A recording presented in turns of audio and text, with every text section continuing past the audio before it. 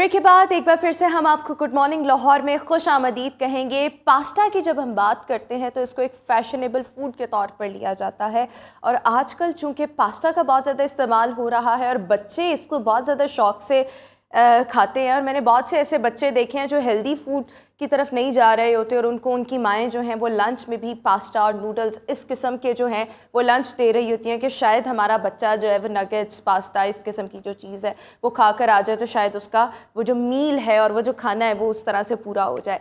लेकिन जब हम पास्ता की बात करते हैं इसको एक एज अ फैशनेबल फूड तो देखा जाता है, लेकिन इस पर कुछ रिसर्चेस हाल ही में आई हैं। उन रिसर्चेस के मुताबिक अगर हम देखें तो पास्ता कुछ रिसर्चेस के मुताबिक बहुत ज़्यादा फ़ायदेमंद है किसी भी इंसान की सेहत के लिए, स्पेशली जो ख़वातीन प्रेग्नेंट हैं। इसमें ये भी कहा जा रहा है कि इसमें कुछ additional vitamins and minerals add हैं, फॉलिक एसिड ऐड है जो किसी भी इंसान में इस किस्म की डेफिशिएंसीज़ को कंट्रोल करने में या दूर करने में मुआविन साबित होते हैं। इसके अलावा ग्रोइंग एज में जो बच्चे हैं उनके लिए बहुत ज़्यादा फ़ायदेमंद है। But excess of pasta is bad in a way कि जब आप बहुत ज़्यादा इसका इस्तेमाल करेंगे तो शायद आपकी बॉडी में फ़ैट एक्यूमुलेशन बहुत ज़्यादा हो जाए। लेकिन सबसे पहले तो मैं ये जानना चाहूँगी कि पास्ता भी तो दो तरह का होता है ना। भाई मैदे वाला पास्ता है वो किस तरह से किसी इंसान के लिए फ़ायदेमंद हो सकता है, और जो दूसरे वाला पास्ता जो कि वीट से बनता है वो किस अंदाज में फ़ायदेमंद है। इस पर क्योंकि मैंने अपनी भी कन्फ्यूजन को दूर करना है, हमारे साथ न्यूट्रिशनिस्ट माहा हमें शो में ज्वाइन करिए। माहा, थैंक यू सो मच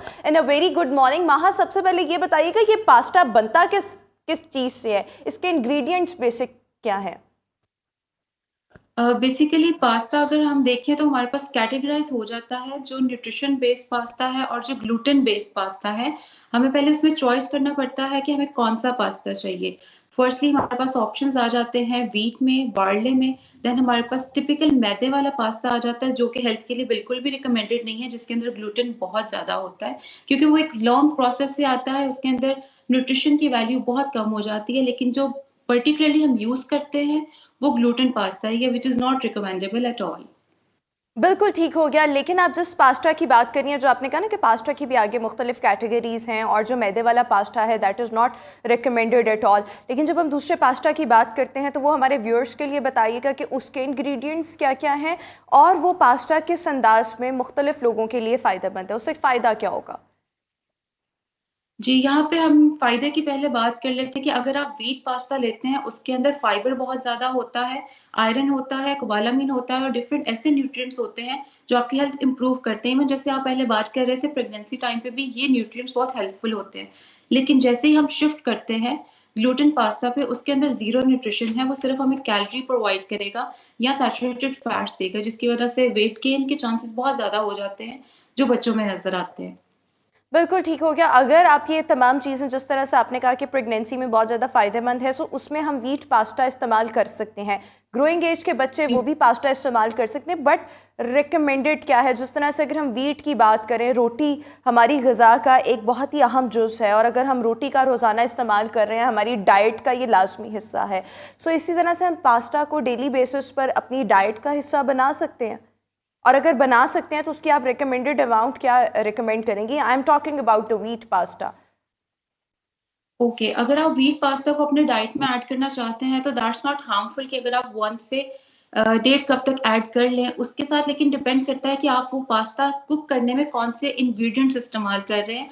अब उसके अंदर अगर आप फुल फैट चीज़ या फुल फैट क्रीम ऐड कर लेंगे तो उसकी न्यूट्रिशन का कोई मतलब नहीं रह जाएगा।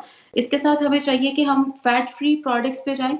फैट फ्री मिल्क को आप यूज़ कर सकते हैं, लो फैट आप चीज़ इस्तेमाल कर सकते हैं, उसके साथ आप लीन प्रोटीन उसके अंदर ऐड करें ताकि आपको फुल न्यूट्रिशन पैक पास्ता मिले, इंस्टेड ऑफ के जो हमें नॉर्मली बाहर मिलता है वो सिर्फ़ सैचुरेटेड फैट से फिल अप होता है। तो आप घर पे कुक करेंगे तो आप बेहतर इंग्रीडिएंट्स उसके अंदर ऐड कर सकते हैं, बिल्कुल ताकि ठीक। उसकी न्यूट्रिशन रहे। बिल्कुल ठीक। जिस व्हीट पास्ता की आप बात कर रही हैं, सो हम बच्चों को भी वही दे सकते हैं। इसके जायके में कोई फ़र्क होता है? मतलब लाइक एज़ जी। कम्पेयर टू वो मैदे वाला पास्ता? जी, जी, बिल्कुल ज़ायके में फ़र्क होता है। बहुत सारे लोग उस पे अडॉप्ट नहीं कर पाते हैं क्योंकि हमें बिल्कुल फैट प्रोडक्ट लेने की आदत है जिसके अंदर टेक्सचर और टेस्ट हमें दोनों चीज़ें मिलती हैं। लेकिन आहिस्ता-आहिस्ता अगर आप शिफ्ट करेंगे तो ये बेहतर हो सकता है। टेस्ट बड्स को हम आदी बना सकते हैं कि हम व्हीट पास्ता पे या मल्टीग्रेन पास्ता पे जा सकें। और इसके साथ-साथ हमारे पास ग्लूटेन फ्री पास्ता भी आजकल मार्केट में अवेलेबल होता है। अगर कुछ लोग अगर हैं ग्लूटेन इंटॉलरेंस हैं, उनको स्टमक इश्यू हो जाता है, तो वो ग्लूटेन फ्री पास्ता पे शिफ्ट कर सकते हैं। बिल्कुल ठीक हो गया, लेकिन आप अभी जो आपने गुफ्तगू के दौरान रिकमेंडेड पास्ताज बताए हैं, that is gluten free pasta and the wheat pasta. So दोनों के ओवरऑल फ़वाइद क्या हैं, बट एक्सेस अगर हम इनकी लें, इस्तेमाल करें, सो फिर नुकसानात इन दोनों के क्या हैं? सबसे पहले जैसे कि मैंने इसके अंदर न्यूट्रिएंट्स मेंशन किए थे और स्पेशली फाइबर, ठीक है? और इसके साथ-साथ हमें एनर्जी इससे बहुत ज़्यादा मिलती है, जैसे कि एक रोटी से मिलती है। तो इसलिए हम इसको मेजर मील के तौर पर ले सकते हैं। लेकिन जैसे कि हम बात करते हैं excess of everything is bad, हम किसी एक प्रोडक्ट पे डिपेंडेंट हो जाएँगे, तो हमारी बॉडी पे डिफरेंट हार्मफुल इफेक्ट्स देना शुरू कर देगा टाइम के साथ। इसलिए हमें वेरिएशंस अपने पूरे मील में चाहिए होते हैं, कि अगर आप एक टाइम पे पास्ता ले रहे हैं, तो दूसरे टाइम पे मैं रोटी ही रिकमेंड करूँगी। मैं एक चीज़ पे डिपेंडेंट नहीं कर दूँगी आपकी बॉडी को।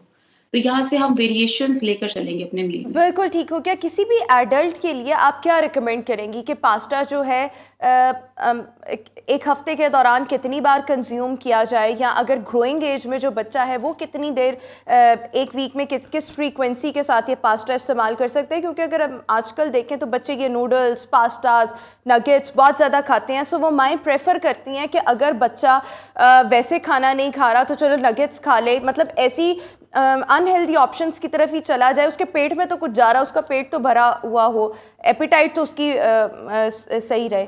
सो वो आप इस हवाले से क्या कहेंगी कि ऐसे बच्चों के लिए कितनी आप रिकमेंडेड अमाउंट बताएंगी पास्ता की सर्विंग, व्हाटएवर इट इज़?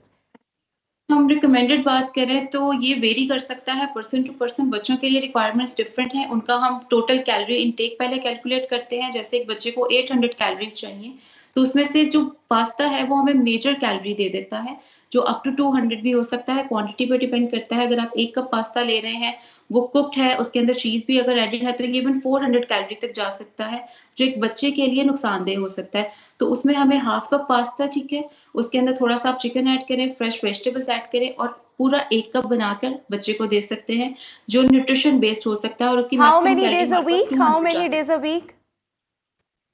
जी, जी। हम ये बात कर रहे हैं फ्रीक्वेंसी डेज़ के ऊपर। ये 2 से 3 बार आप वीक में दे सकते हैं, लेकिन मेजरली मैं रिकमेंड करूँगी कि आप रोटी या ब्रेड पे शिफ्ट कराएँ उन्हें, दैट इज़ मोर हेल्दी।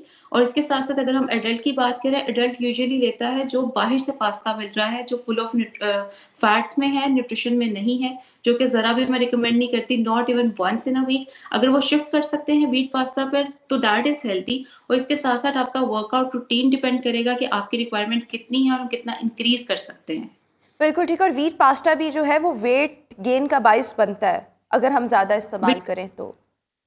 क्योंकि जितने भी पास्ताज़ हैं हमारे पास एक प्रोसेस के थ्रू आ रहे हैं, उसके अंदर कहीं न कहीं न्यूट्रिशन वैल्यू उसकी कॉम्प्रोमाइज़्ड है, as compare to roti, as compare to rice, as compare to normal जो हम खाना खाते हैं घर में। तो इस वज़ह से हम उसकी चेक एंड बैलेंस रख के ही किसी को रिकमेंड कर सकते हैं, उसका हेल्थ स्टेटस कैसा है, उसका वेट कैसा है, उसकी रिक्वायरमेंट्स कैसी हैं। बिल्कुल ठीक। ये सो सारे ये आप पैरा उसको कम्प्लीटली ऑल्टरनेटिव के तौर पर रिकमेंड नहीं कर रही ना, रोटी के ऑल्टरनेटिव के तौर पर या इवन राइस के ऑल्टरनेटिव के तौर पर भी आप रिकमेंड नहीं कर रही? बिल्कुल ठीक हो गया। हम इस कर सकते हैं, लेकिन बहुत ज़्यादा नहीं। जैसे कि मैंने पहले मेंशन किया है कि पहले असेसमेंट ज़रूरी है कि अगर उसको प्रॉब्लम है, रोटी खाने में कोई प्रॉब्लम हो रहा है या अवेलेबिलिटी का मसला है, तो फिर हम अल्टरनेटिव ऑप्शंस देखते हैं। लेकिन अगर हमारे पास मेजर रिसोर्सेज़ रोटी मौजूद है, तो अल्टरनेटिव ऑप्शंस पे नहीं जाया जाता। बिल्कुल ठीक हो गया। अच्छा, एक और चीज़ ये बताएं कि जब व्हीट पास्ता की हम बात कर रहे हैं तो वो क्या डायबिटिक जो लोग हैं वो इस्तेमाल कर सकते हैं व्हीट पास्ता? जी, बिल्कुल, वो लोग यूज़ कर सकते हैं इज़िली, क्योंकि उसका ग्लाइसेमिक इंडेक्स हमारे पास कम होता है as compare to normal pasta, जो हमारे पास ग्लूकोज़ के मिकदार को खून में बहुत ज़्यादा बढ़ा देता है। इसलिए हम व्हीट पास्ता पे यूजुअली शिफ्ट करने का रिकमेंड करते हैं कि अगर आपको आदत है या आप डायबिटिक हैं या आपको टेस्ट बड्स में आपको वेरिएशंस चाहिए कि मैं रोटी नहीं खा सकता, मैं नॉर्मल फूड नहीं ले सकता, तो इसलिए हम पास्ता पे चले जाते हैं इन सच केसेज़। लेकिन ओवरऑल रिकमेंडेशन यही रहता है कि जितना आप नेचुरल रिसोर्सेज़ पर रहें, कि प्रोसेस पर ना जाना पड़े आपको। और जब हम ब्लड प्रेशर के पेशेंट्स की बात करते हैं जिनको हाई ब्लड प्रेशर का इशू होता है, सो आपको क्या लगता है वो भी इस्तेमाल कर सकते हैं ये वाला पास्ता, व्हीट पास्ता की जब हम बात करें? क्योंकि जब हम ओवरऑल पास्तास को देख रहे हैं तो जो कंक्लूजन निकल रहा है वो व्हीट पास्ता और ग्लूटेन फ्री पास्ता ही इस्तेमाल करने के काबिल है ना, अगर हमने हेल्दी ऑप्शंस की तरफ जाना है। सो ब्लड बिल्कुल प्रेशर के ऐसे ही है। पेशेंट्स के लिए। इसके अंदर जो हाइपरटेंसिव पेशेंट है बेसिकली सोडियम की मिकदार हम उनके लिए जज करते हैं। आपको पास्तास अगर खरीदने हैं तो आप न्यूट्रिशन वैल्यू उसके फैक्ट्स पीछे दिए होते हैं, आप कंपेयर कर सकते हैं किसके अंदर सोडियम लेवल सबसे कम है, ताकि आप कम से कम नमक का इस्तेमाल अपनी डाइट में लेके आएँ, ताकि आप हाइपरटेंसिव नहीं हो, ब्लड प्रेशर के इश्यूज फर्दर ना बन पाए। तो आपको न्यूट्रिशन फैक्ट्स कंपेयर करने आने चाहिए, थोड़ा-सा अवेयरनेस और नॉलेज की बात है। बिल्कुल ठीक हो गया। और इसमें हम कार्बोहाइड्रेट्स का अगर हम जिक्र करें ये वीट वाले पास्ता में, सो इसमें कार्बोहाइड्रेट्स की हमें कितनी अमाउंट मिल जाती है अगर हम एक सर्विंग की बात करें जो आप बता रही हैं 1 कप बनती है? जी, एक्चुअली इसके अंदर हमारे पास एनर्जी इनटेक की बात करें तो नॉर्मली वेरी कर सकता है 80 कैलोरीज़ से लेके 100 कैलोरीज़ तक, जो कि हमें 15 ग्राम तक कार्ब्स दे देता है। लेकिन वही हम बात करेंगे यहाँ पर कि आपका टोटल पूरे दिन का कार्ब इनटेक कितना है, वो किसी के वेट पे डिपेंडेंट होता है और उसकी फिज़िकल एक्टिविटी पे। तो उसके कैलकुलेशंस के अकॉर्डिंग हम रिकमेंड करेंगे कि आप पास्ता की कितनी सर्विंग स्टिल ले सकते हैं other than your whole meal in the day. बिल्कुल तो ये ठीक हो उस गया। चीज़ बिल्कुल ठीक हो गया। माहा से कुछ और भी हमने गुफ्तगू करनी है अबाउट पास्ता, लेकिन अभी हमें शो में ब्रेक का कहा जा रहा है। शो में एक ब्रेक शामिल करेंगे, ब्रेक के बाद दोबारा हाजिर होंगे और यहीं से गुफ्तगू का सिलसिला आगे बढ़ाएंगे। आप हमारे साथ रहिए। Good morning.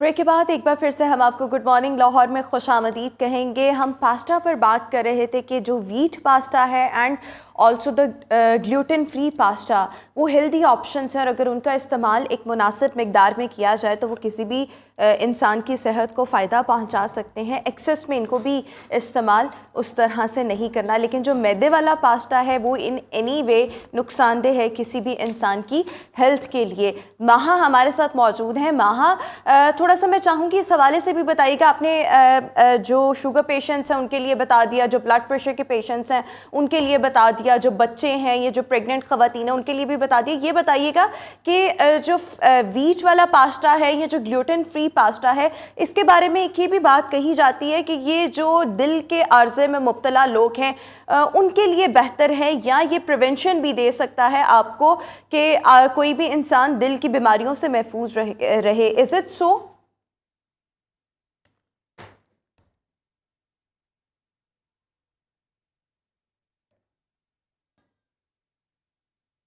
हर्ब्स वगैरह होते हैं, कार्ब प्रोडक्ट्स नहीं होते। तो अगर हम यहाँ पे पर्टिकुलरली व्हीट पास्ता की बात करें तो उनके लिए एक हेल्दी ऑप्शन है एज़ कम्पेयर टू कि हम उनको कुछ बहुत मेजरली कार्बोहाइड्रेटेड प्रोडक्ट दें, जिसके अंदर कार्ब कंटेंट बहुत ज़्यादा हो और बिल्कुल भी न्यूट्रिशन ना हो। तो इस केस में हम रिकमेंड ज़रूर कर सकते हैं, उनको एज़ एन अल्टरनेटिव ऑप्शन दे सकते हैं, क्योंकि ये फुल ऑफ फाइबर होता है, तो उनके लिए ये हेल्दी हो सकता है। बिल्कुल ठीक हो गया। थैंक यू सो मच माहा, आपने हमारे शो के लिए वक्त निकाला। सो व्यूअर्स, कंक्लूजन इस चीज़ का यही है कि जो रिसर्च सामने आई है that is all about the wheat pasta and the gluten free pasta. ये एक हेल्दी ऑप्शन है, बट इनको भी अगर इस्तेमाल किया जाए, ये अच्छी ऑप्शन तो है, लेकिन इसको कम्प्लीटली रोटी के ऑल्टरनेटिव के तौर पर इस्तेमाल नहीं किया जा सकता और इनकी भी एक्सेस अमाउंट इस्तेमाल नहीं करनी। बट येस, जब हम मैदे वाले पास्ता की बात करते हैं तो उससे ये बहुत ज़्यादा बेहतर है। So thank you so much माहा, आपने हमारे शो के लिए वक्त निकाला।